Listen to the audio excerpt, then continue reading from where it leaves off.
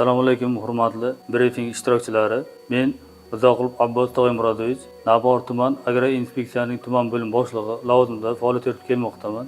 Men bugungi brifingda muhtaram prezidentimizning 2024-yil 3-dekabrdagi qishloq xo'jalik maydonlaridagi qo'shimcha imkoniyatlardan foydalangan holda mahsulot yetishtirishni ko'paytirishga doir qo'shimcha chora-tadbirlar to'g'risidagi PQ 435-sonli qarorini Navbahor tumanida bugungi ijrosi yuzasidan ma'lumot berib o'tmoqchiman. Hurmatli brifing ishtirokchilari, tumanda 2025-yilda fermer xo'jaliklari, dala chetlari hamda zavor, kollektor, drenaj tarmoqlari ekin ekish imkoni bo'lgan maydonlarda ko'chat ekish rejalashtirilgan. Misol uchun mana fermer xo'jaligi dala chetlari 52 gektar maydonda 53400 dona mevali manzarali ko'chatlar ekishimiz hamda kollektor, drenaj sug'orish tarmoqlari atroflaridagi 30 gektar maydonda 3800 dona ko'chat ekish belgilangan shu qaror bilan. Shu qaror ijrosi yuzasidan tuman agroinspeksiya xodimlari va o'zim boshchiligimda monitoring va nazorat tadbirlari olib bordik. Shu monitoring va nazorat tadbirlarida shu ekish rejalashtirilgan har bir xo'jalik, yerdan foydalanuvchi fermer xo'jaligi yoki MCC boshqa tadbirkorlar har bittasiga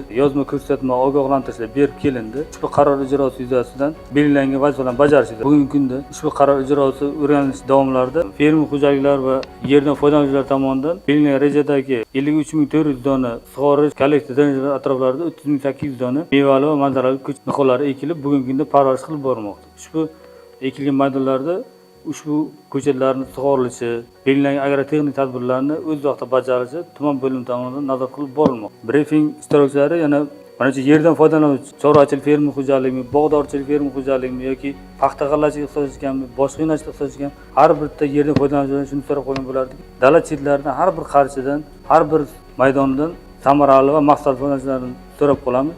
Agarda mana shu holatlar aniqlanganda O'zbekiston Respublikasi Ma'muriy xo'jalik to'g'risidagi kodeksning 65-moddasiga asosan yerdan samarasiz va maqsadsiz foydalanganlik bo'yicha qonuniy chora ko'rish maqsadida birinchi etapda chora ko'rish mumkin, ma'muriy chora, ikkinchi etapda yerda bir tomonlama ijara huquqini bekor qilish bo'yicha tuman hokimligi taqdimoti kiritilib boriladi. Eslatib o'tmoqchiman. Mana shu davlatimiz rahbari tomonidan chiqarilgan qaror har bitta O'zbekiston aholisini sifatli oziq-ovqat mahsulotlari bilan o'z vaqtida ta'minlash, ortiqcha yetishtirilgan mahsulotni ichki bozorga chiqarib, qo'shimcha daromad olish maqsadida chiqarilgan. Shu yerdan foydalanuvchilardan so'rab qolardik. Har bir yerda qarshidan samarali foydalanishlarni so'rab qolamiz. E'tiboringiz uchun rahmat.